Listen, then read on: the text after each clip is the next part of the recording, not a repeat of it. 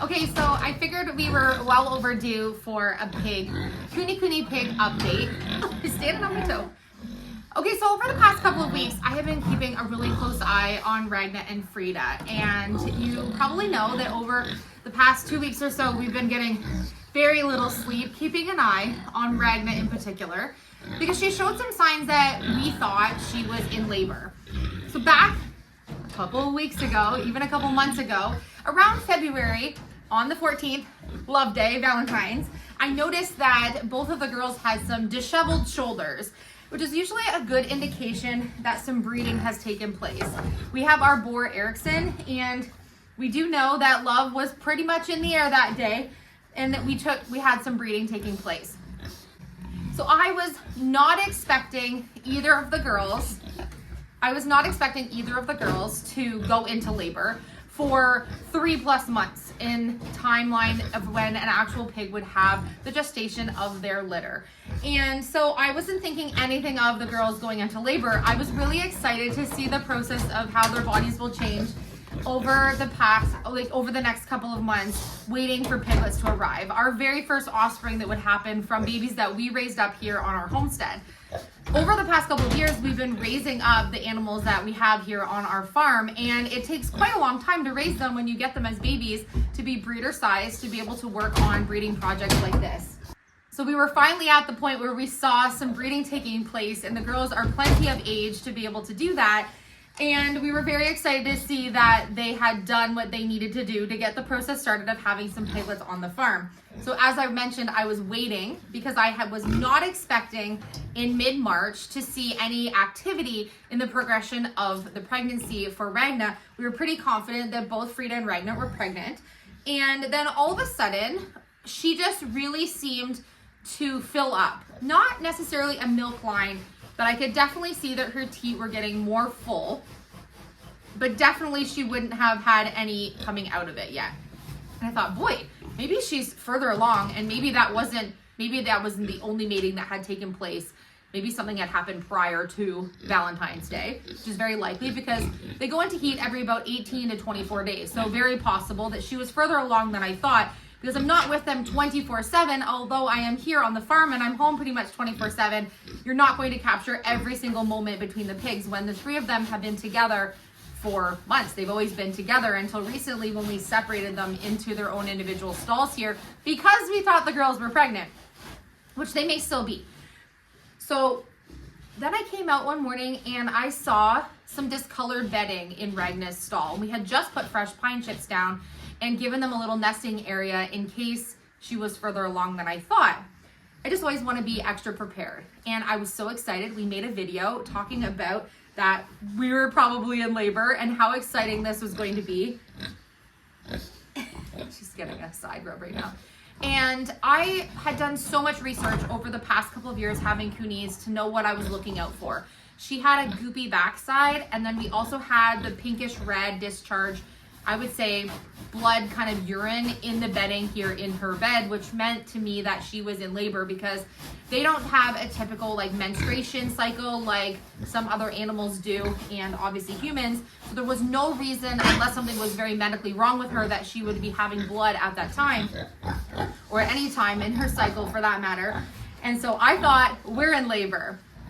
I waited, stayed up night after night after night, checking on her, making sure she had extra of everything that she needed, and nothing seemed to progress. I had taken hundreds of pictures on my phone of her milk line, trying to see if they were getting bigger by the day, keeping an eye obviously on the size of her tummy, any other discharge coming from her backside, literally anything that I could see to kind of know what was going on or explain why we saw all of the evidence here in her area but hadn't seen piglets yet. And we do have a mentor to help us through this process, and they were saying just wait and watch, that she would likely progress into that more active labor, and that was a good pre-sign that she was probably about to have piglets.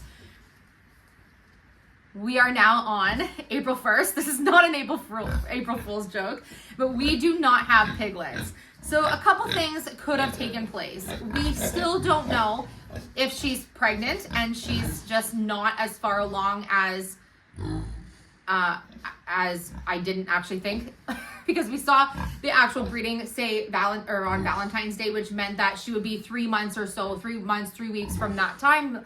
So it was only because of the discoloration in the bedding here that made me think that she was in labor, or I wouldn't have been watching out for that to happen so early. So I don't know if she's still pregnant, and a couple things could have happened. She could still be pregnant, and we have ways to go, because she's still not quite acting herself in terms of like being super snuggly. She's always pretty snuggly, but she's been like really a mama's girl, wanting to be with me all the time. She's eating a lot more than normal, drinking a lot more than normal. She's super happy, but she's incredibly active, and I wouldn't say that I think she's having piglets anytime soon. But I do see, when I look back on pictures from December and January, that her belly is significantly bigger and hangs so much closer to the ground than it did before. She's also a growing pig, but she hasn't been overeating, so there's no real reason for such a big size growth in terms of like her belly, you know, sagging down. She likes my new rubber boots that she's chewing the back tag of. You silly girl. So she has been acting a little bit sucky, which I would think is probably an indication that she is still pregnant. The other thing that could have happened is sometimes first-time moms, which is her first litter, do sometimes have insanely large litters for their first litter.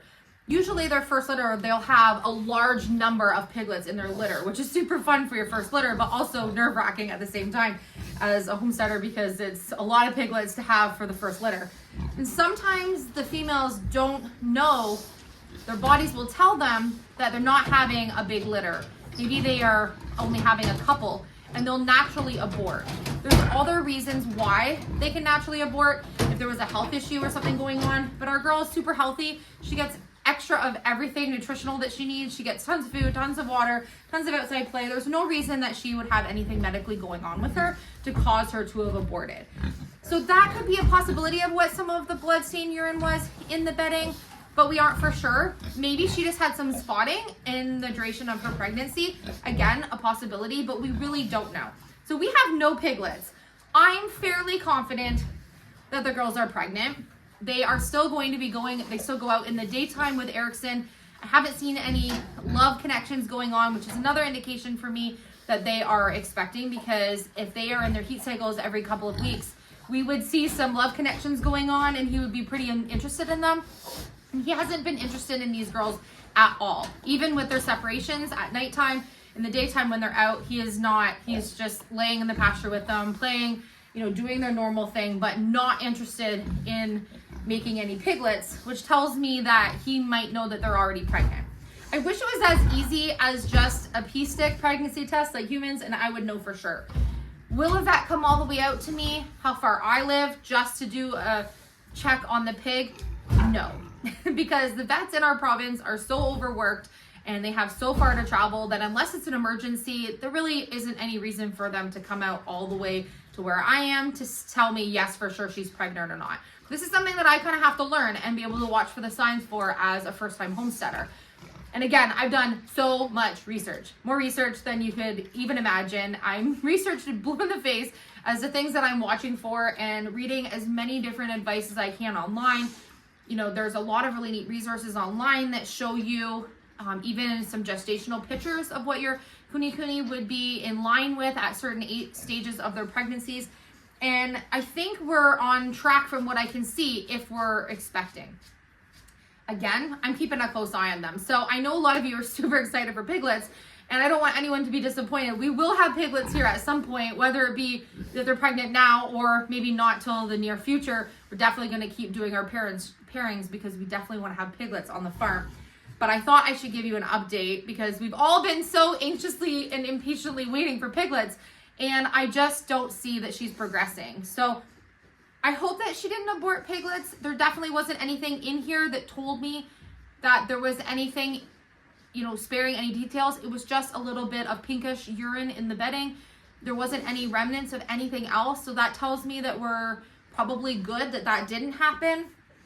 But I don't know. And I've talked to so many other homesteaders, even here in Nova Scotia, and been on every Facebook pig forum that I can kind of get into and join and ask a lot of questions, and everyone seems to say just keep waiting out, that if she's pregnant, obviously piglets will come, and that there's no reason to be concerned by anything that she's done, that she's gonna do things her own path kind of as we go here.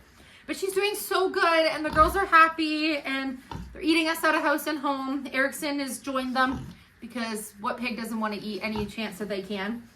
They still want all the belly rub scritches. I wish every one of you could experience giving these guys their belly rubs because they just absolutely love them. Sweetest girl ever. So we've been on lack of sleep, waiting around the clock and watching these girls. I probably put tons of kilometers on just going from our side door out here day and night, checking on these guys, both in their pasture and in their pen stalls here. She's also been doing a lot of sleeping, both of them, which is another thing. Tells me that they're working on something because they've been extra sleepy.